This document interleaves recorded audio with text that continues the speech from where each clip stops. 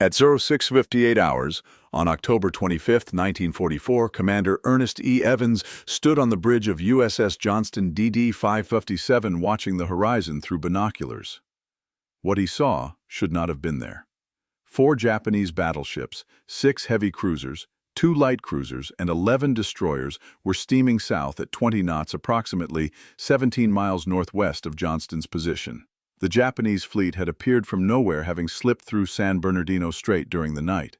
They were now positioned between the American invasion fleet at Leyte Gulf and the only American forces in the area task unit, 77.403, call sign Taffy 3.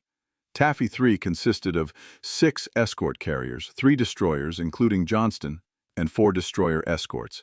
Escort carriers were converted merchant ships with flight decks. They were slow, lightly armored, and armed with one 5-inch gun. They were designed to provide air support for amphibious operations, not fight surface engagements. The destroyers and destroyer escorts were their only protection. Against 4 Japanese battleships, the largest of which, Yamato, displaced 72,000 tons and mounted 9 18.1-inch guns that could fire shells weighing 300 pounds over 26 miles, Taffy 3 had no chance in a surface engagement.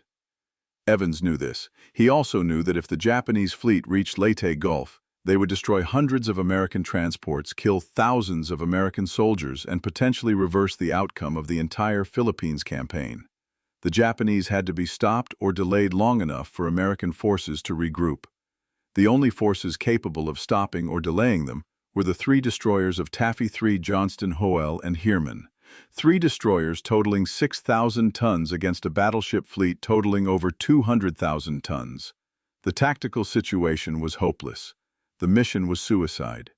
Ernest Evans ordered his crew to general quarters and turned Johnston directly toward the Japanese fleet. What happened over the next 2 hours would become the most extraordinary destroyer action in naval history. Commander Evans would fight a tactical engagement so aggressive, so precise, and so devastating that Japanese battleship commanders would later testify they believed they were being attacked by American cruisers, not a single destroyer. Johnston would charge alone into a fleet of 23 warships, fire every torpedo she carried, engage battleships with her 5-inch guns at ranges where she could barely penetrate their armor, and survive concentrated fire from multiple capital ships for over an hour. When Johnston finally sank, she had damaged 2 heavy cruisers, contributed to turning back the entire Japanese fleet, and saved thousands of American lives. But first, Evans had to convince his crew to follow him on what everyone knew was a suicide mission. Ernest Edwin Evans was born on August 13, 1908, in Pawnee, Oklahoma. He was Cherokee on his mother's side, one of the few Native Americans to reach command rank in the U.S. Navy during World War II.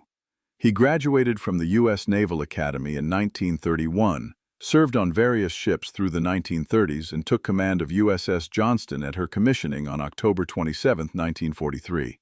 Johnston was a Fletcher-class destroyer, 376 feet long, displacing 200 tons standard, 350 tons fully loaded.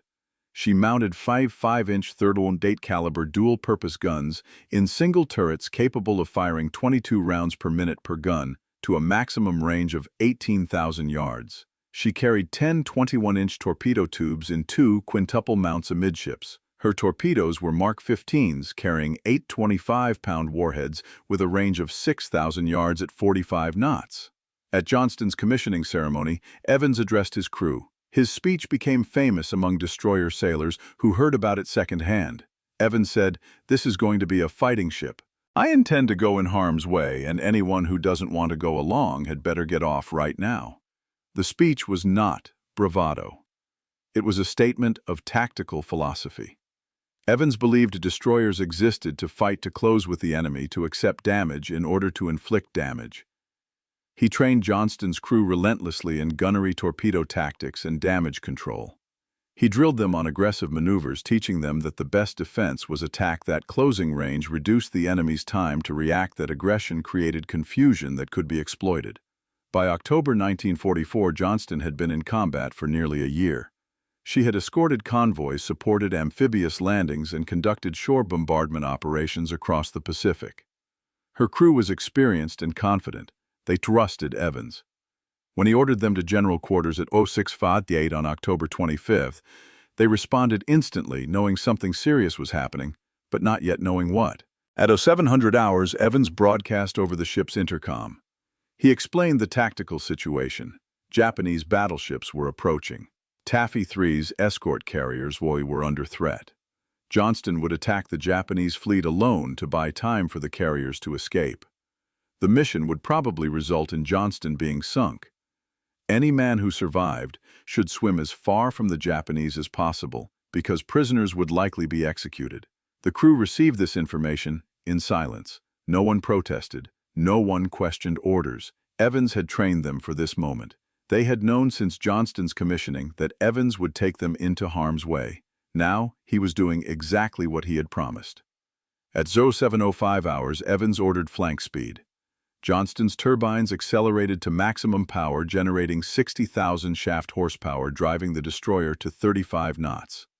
Evans turned Johnston northwest, directly toward the Japanese fleet.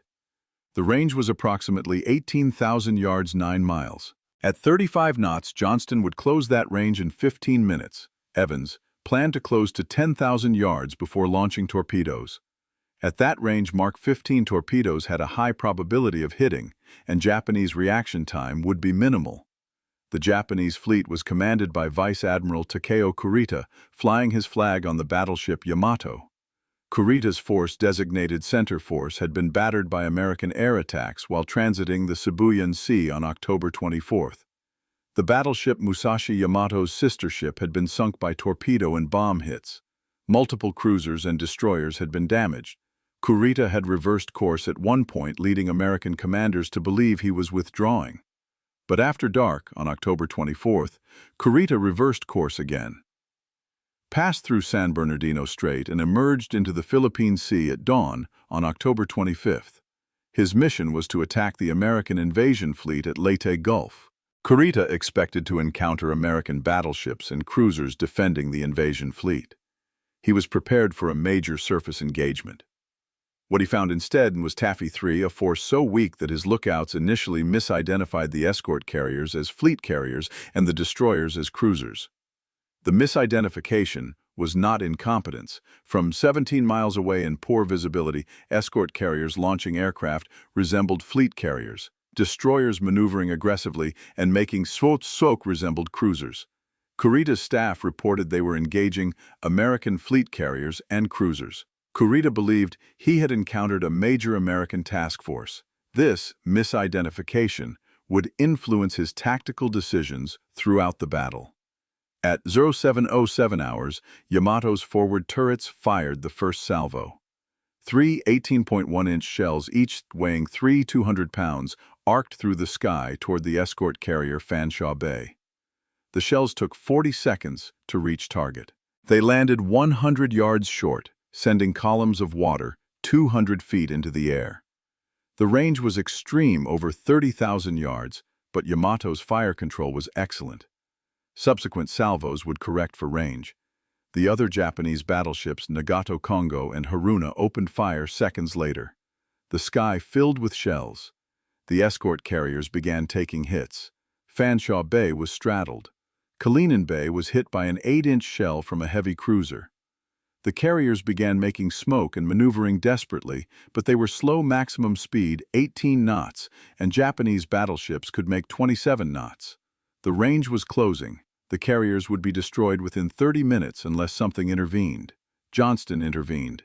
At 0710 hours, with the range to the Japanese fleet reduced to 16,000 yards, Johnston emerged from her own smokescreen and opened fire with all 5 5-inch guns. Evans had ordered his gunnery officer to target the leading heavy cruiser, later identified as Kumano. The range was extreme for 5-inch guns, nearly at maximum effective range, but Evans wanted to draw Japanese attention away from the carriers. The first salvo fell short. The second salvo was over. The third salvo straddled Kumano. Subsequent salvos began hitting. The 5-inch shells could not penetrate Kumano's armor belt, but they hit superstructure, destroyed radar antennas, started fires, and most importantly, informed Kumano's captain that he was under attack from a ship that was not running away but charging directly at him. Japanese doctrine called for cruisers to engage cruisers and destroyers to engage destroyers. Kumano's captain assumed Johnston was a cruiser based on her aggressive maneuvering and accurate gunfire. He ordered return fire. Kumano's 10 8-inch guns opened fire on Johnston. The shells weighed 260 pounds each, far heavier than Johnston's 55-pound shells. Kumano's fire was accurate. Her third salvo straddled Johnston. Splashes rose on both sides of the destroyer. Evans ordered the helmsman to begin evasive maneuvers. Johnston began zigzagging, changing course unpredictably every 30 seconds. The maneuver reduced Johnston's forward speed, but made her a difficult target. At 07:16 hours, Johnston closed to 10,000 yards from the Japanese fleet. Evans ordered torpedo launch. Johnston's 2 quintuple torpedo mounts trained to starboard. At 07:18 hours, all 10 torpedoes were launched in a full spread, aimed at the leading Japanese ships. The torpedoes entered the water stabilized and began their run at 45 knots. Time to target was approximately 3 minutes. Evans did not wait to observe results. Japanese ships were already maneuvering to avoid the torpedoes. Evans ordered hard left rudder and maximum speed. Johnston turned away from the Japanese fleet, heading back toward the escort carriers. As Johnston turned, Japanese heavy cruisers opened concentrated fire. Multiple 8-inch shells struck Johnston within seconds. The damage was catastrophic. 3 8-inch shells hit Johnston's bridge, killing or wounding most of the bridge crew. Evans was wounded in the hand and face by shrapnel. His left hand was rendered useless, 2 fingers severed. 1 shell penetrated the bridge and detonated inside, killing the helmsman and destroying navigation equipment. Another shell hit the aft fire control director, killing the crew and disabling radar-directed fire control for the aft guns. A third shell hit amidships, penetrating the engine room and destroying one of Johnston's 2 turbines. Steam pressure dropped. Speed reduced from 35 knots to 17 knots. Johnston was crippled, but Evans was not finished. With his bridge destroyed, he transferred command to the aft steering station located in the stern. With one hand useless, he directed the ship using voice commands relayed through sound-powered telephones. With half his propulsion destroyed, he continued maneuvering to evade Japanese fire. At 7:21 hours, Evans observed results of Johnston's torpedo attack. 1 torpedo struck the heavy cruiser Kumano in the bow, blowing off approximately 40 feet of the ship's bow. Kumano slowed, turned out of formation, and eventually withdrew from the battle. Another torpedo may have struck the battleship Congo, though post-war analysis is inconclusive.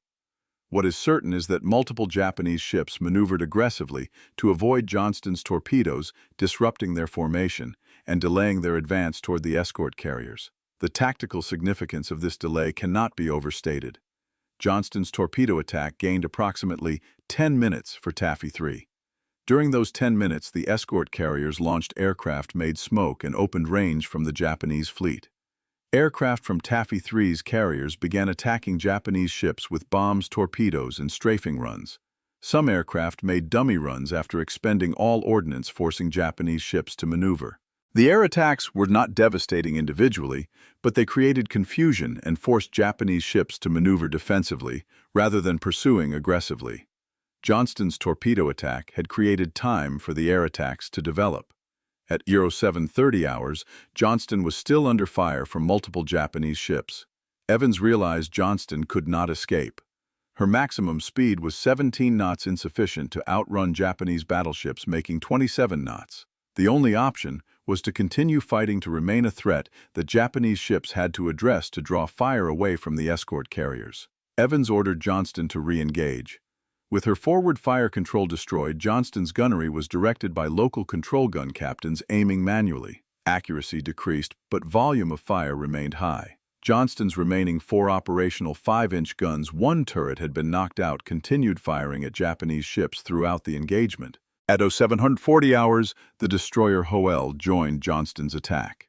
Hoel had been ordered by the Taffy 3 commander, Rear Admiral Clifton Sprague, to conduct a torpedo attack. Hoel closed to 9,000 yards and launched torpedoes at the battleship Congo. Hoel was immediately taken under fire by multiple Japanese ships.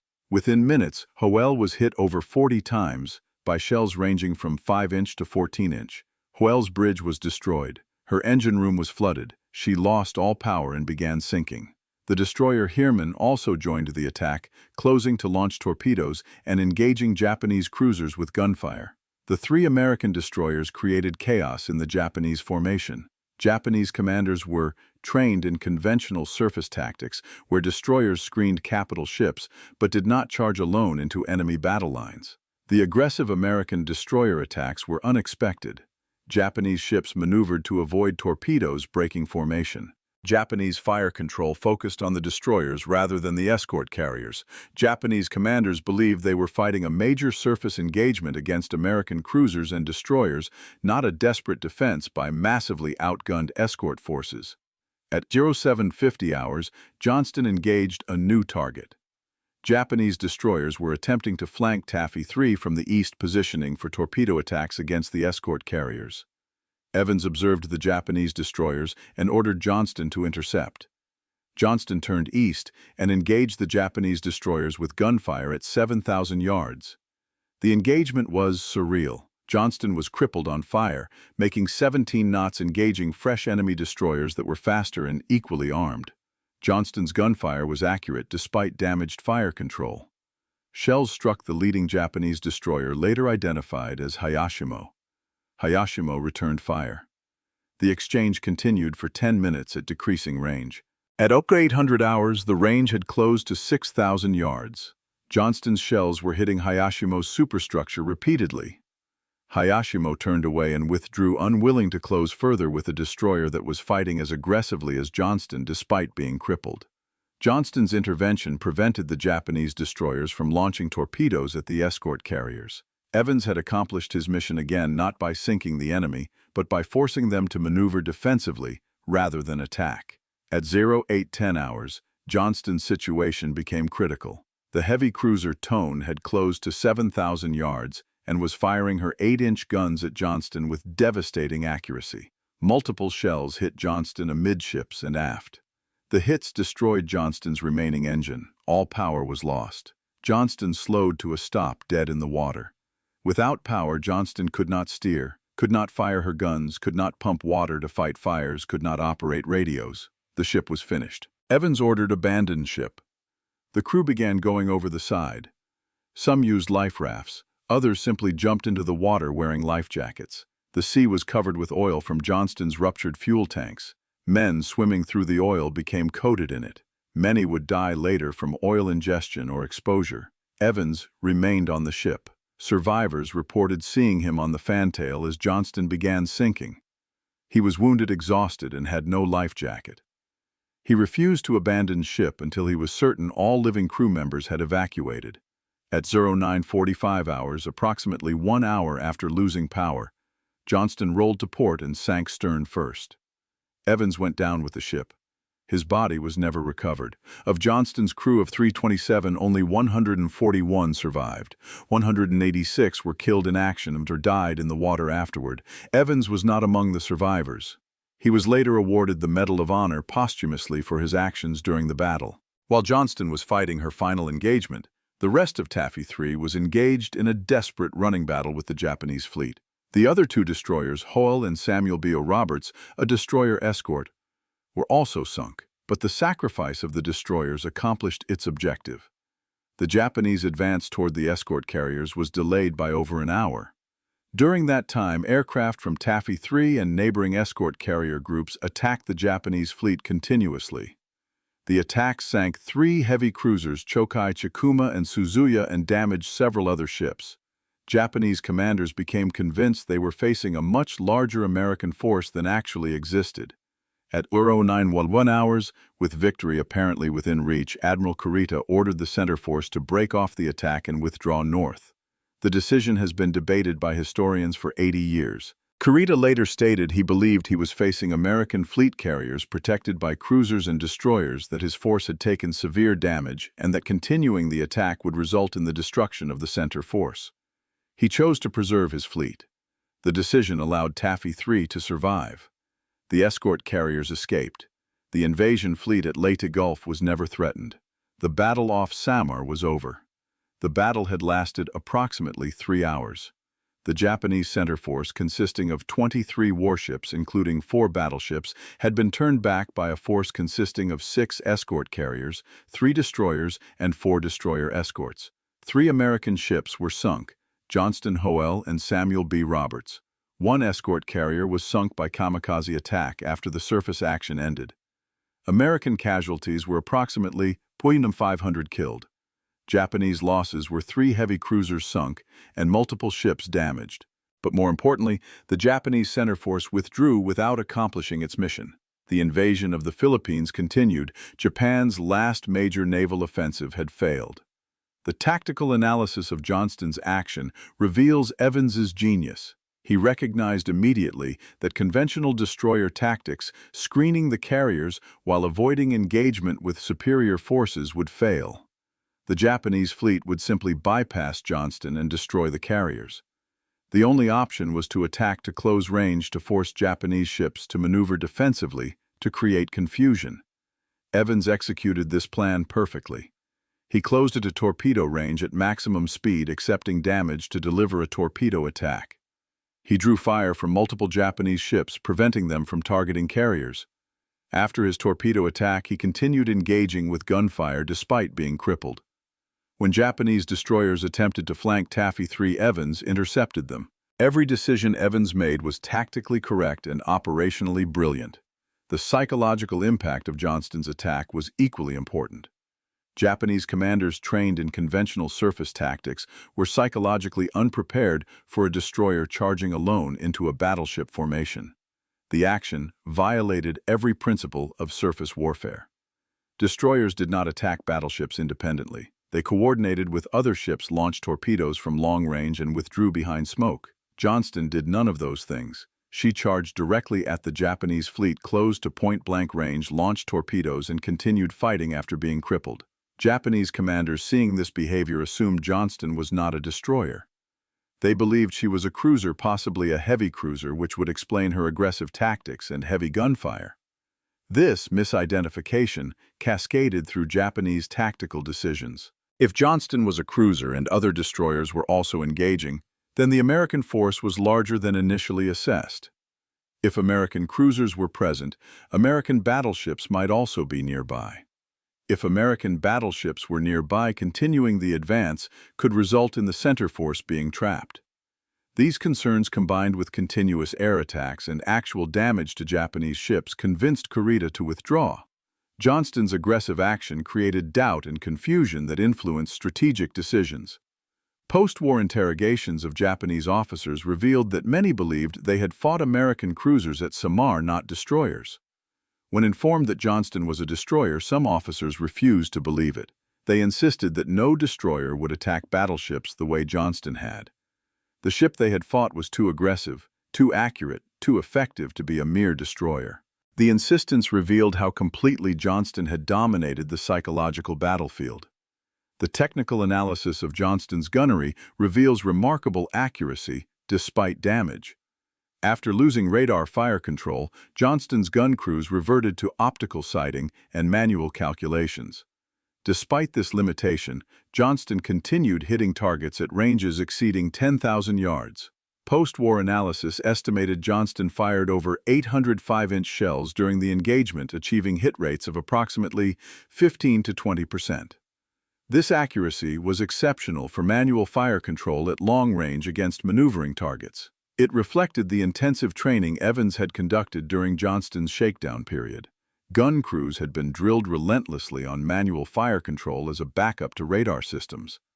When radar was destroyed, crews executed manual procedures perfectly. The damage control efforts aboard Johnston were equally impressive. After the first hits at 07:20 hours, damage control parties fought fires, shored bulkheads, and restored systems despite continuing damage from additional hits. When Johnston lost one engine, engineers maintained power with the remaining engine until it too was destroyed. When electrical power was lost, crews rigged emergency lighting and communications using portable equipment. When pumps failed, crews formed bucket brigades to fight fires. The damage control performance kept Johnston operational for over 2 hours after sustaining damage that would have sunk less well-trained ships in minutes. The survival time allowed Johnston to continue fighting Continue drawing fire, continue protecting the carriers. The human cost of Johnston's action was severe. Of 327 crew members, 186 died, a casualty rate of 57%. Most deaths occurred after the ship sank. Men in the water faced multiple threats: exposure, shark attacks, oil ingestion, and Japanese ships passing through the area. Some survivors reported that a Japanese destroyer stopped briefly near survivors but did not attempt rescue or attack them. The destroyer's captain apparently recognized the survivors were no threat and chose not to waste ammunition killing helpless men. Other survivors were less fortunate. Sharks attacked men in the water. Some survivors drowned from exhaustion. Some died from oil ingestion. Rescue arrived approximately 50 hours after Johnston sank. By then, many men had died from exposure. The survivors were rescued by landing craft and transported to Leyte. They received medical treatment and were eventually returned to the United States. Many suffered permanent injuries from wounds, burns, or oil ingestion.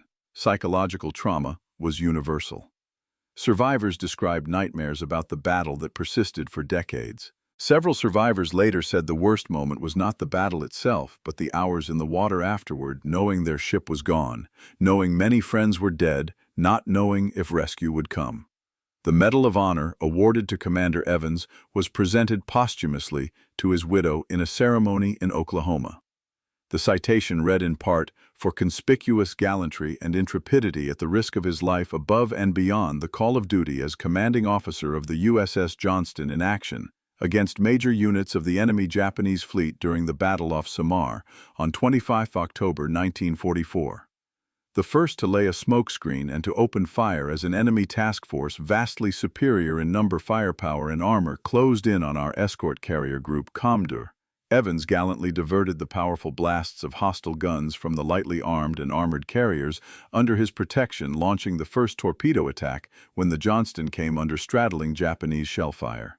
The citation continued for another 200 words describing Evans's tactical decisions and Johnston's actions. It concluded, "Seriously damaged by several hits and without power or steering control, the Johnston continued to engage the enemy, firing manually as long as she could fight. The commanding officer abandoned ship only when satisfied that all surviving crew members had left. He was last seen on the Johnston as she went down." The Medal of Honor recognized Evans's tactical genius and personal courage.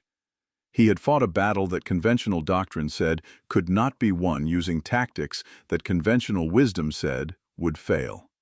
He had been proven correct. The battle off Samar became a case study at naval warfare schools worldwide. The battle is taught to illustrate aggressive tactics, decisive leadership, and the importance of initiative. Students study how 3 destroyers engaged a fleet of 23 warships and won strategically despite losing tactically. The paradox is central to understanding naval warfare.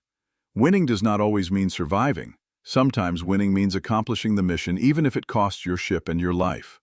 Johnston's wreck was located in October 2019 by the research vessel RV Petrel operated by Vulcan Inc. The wreck lies at a depth of approximately 20,500 feet, over 3.8 miles deep, making it one of the deepest shipwrecks ever located. Video footage from remotely operated vehicles showed Johnston's hull resting upright on the seafloor. The damage is extensive. The bridge is destroyed. Multiple shell holes are visible in the hull. The stern is partially separated from the main hull. But the wreck is identifiable. The hull number 547 is visible on the bow. Johnston rests at the bottom of the Pacific Ocean, approximately 50 miles off Samar Island, where she sank 75 years earlier, fighting a battle she could not win, but refusing to surrender. The wreck is a war grave protected under international law. No salvage or disturbance is permitted. Johnston will remain on the seafloor, a monument to the battle and the men who fought it. The legacy of USS Johnston and Commander Evans endures in the U.S. Navy. Multiple ships have been named Johnston in honor of the destroyer and her commander. Fletcher-class destroyers became symbols of aggressive destroyer tactics, and Johnston became the exemplar of the class. Modern destroyer doctrine incorporates lessons from Johnston's action: close rapidly, launch weapons at optimal range, continue engaging, despite damage, prioritize mission accomplishment over survival. These principles are taught to every destroyer captain. When modern destroyers deploy to combat zones, their commanders remember Johnston. They remember that a destroyer's purpose is to go in harm's way to fight enemies that are larger and more powerful to protect the force regardless of cost. Johnston exemplified those principles perfectly. The battle off Samar and Johnston's action answered a fundamental question about naval warfare. Can aggressive tactics overcome overwhelming firepower? The answer is yes, under specific conditions. The tactics must be executed perfectly. The crew must be trained to the highest standards. The commander must be willing to accept casualties to accomplish the mission. And sometimes luck matters. If Johnston's torpedoes had missed, if her gunfire had been inaccurate, if Evans had been killed in the first salvo, the outcome might have been different. But Johnston's torpedoes did not miss. Her gunfire was accurate. Evans survived long enough to command the entire engagement. The result was a tactical miracle that saved thousands of American lives and changed the outcome of the Battle of Leyte Gulf. Commander Ernest E. Evans, Cherokee Naval Academy, class of 1931, commanded USS Johnston for exactly 1 year, from October 27, 1943 to October 25, 1944. During that year, he trained his crew relentlessly, preparing them for the moment when they would have to fight against impossible odds. When that moment came at 06:58 hours on October 25, 1944, Evans did not hesitate. He turned Johnston toward 4 Japanese battleships and charged. He closed to torpedo range under concentrated fire. He launched torpedoes that crippled a heavy cruiser and disrupted the Japanese formation. He engaged battleships and cruisers with 5-inch guns, drawing fire away from escort carriers. When his ship was crippled, he continued fighting. When Japanese destroyers threatened the carriers, he intercepted them. When his ship was sinking, he ensured his crew evacuated before going down with Johnston. The day a destroyer attacked battleships and won strategically. The day Commander Evans proved that tactical genius could overcome overwhelming firepower. The day USS Johnston charged into a fleet of 23 Japanese warships and came out victorious, because victory is not always about surviving, it's about accomplishing the mission. Johnston accomplished her mission. The escort carriers escaped, the invasion fleet was saved, thousands of American soldiers lived because Johnston bought them time by charging into hell and refusing to retreat.